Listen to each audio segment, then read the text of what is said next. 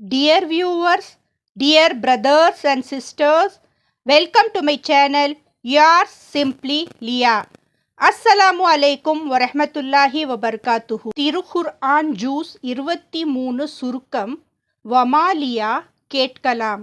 இந்த ஜூஸ் சூரா யாசீன் ஆயத் 22 முதல் தொடங்கி சூரா அஸ்-சாபா சூரா அஸ்-சுமர் ஆயத் 31 வரை இடம்பெறுகிறது. ஜூஸ் 23 ஆரம்பம். பிஸ்மில்லா இர்ரஹ்மான் நிர்ரஹீம். இந்த ஜூஸ் 3 தூதர்களை நம்பிய ஒருவரின் அறிவுடையுடன் ஆரம்பமாகிறது. அவர் தனது மக்களிடம் கூறினார், என்னை படைத்த அல்லாஹ்வையே நான் ஏன் வழிபடக்கூடாது? இறுதியில் நீங்கள் எல்லாரும் அவரிடமே திரும்ப செல்லப் போகிறீர்கள். ஆனால் அந்த மக்கள் அவரை கொன்றுவிட்டார்கள்.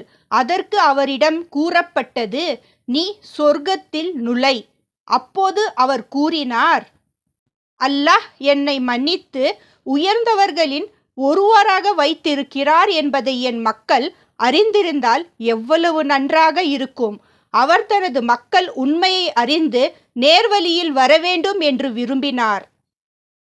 பின்னர் அல்லாஹ் கூறுகிறார், அந்த மக்களை அழிக்க பெரிய படை எதுவும் அனுப்ப தேவையில்லை. ஒரே ஒரு பெரும் சத்தம் சைஹா வந்தது. உடனே அவர்கள் அனைவரும் அழிந்து போனார்கள். அதன்பின் மனிதர்களுக்காக அல்லாஹ் படைத்த பல அருட்கொடைகளை அவர் நினைவூட்டுகிறார். இவை அனைத்தும் அல்லாஹ்வின் மகத்துவத்தை காட்டும் அடையாளங்களாகும். மறுமை நாள் நினைவூட்டல். அல்லாஹ் கூறுகிறார், சங்கு ஊதப்படும். அப்போது மக்கள் அனைவரும் கல்லறைகளிலிருந்து தங்கள் இறைவனிடமே விரைவாக எழுந்து வருவார்கள். சொர்க்கவாசிகளின் நிலை. அந்த நாளில் சொர்க்கவாசிகள் மகிழ்ச்சியில் இருப்பார்கள். அவர்கள் மற்றும் அவர்களின் துணைவியர் நிழலான இடங்களில் அரியணைகளில் சாய்ந்து இருப்பார்கள். அவர்களுக்கு எல்லா வகையான பழங்களும் கிடைக்கும். அவர்கள் கேட்கும் அனைத்தும் வழங்கப்படும். அவர்களிடம் சொல்லப்படும் சலாம். இது கருணையுள்ள இறைவனிடமிருந்து வரும் வாழ்த்து. மறுமையில் சாட்சி. மறுமை நாளில் அல்லாஹ் கூறுகிறார், அன்று மனிதர்களின் வாய்களை நாம் முத்திரையிடுவோம். அவர்களின் கைகள் பேசும். கால்கள் அவர்கள் செய்த செயல்களுக்கு சாட்சியாக இருக்கும்.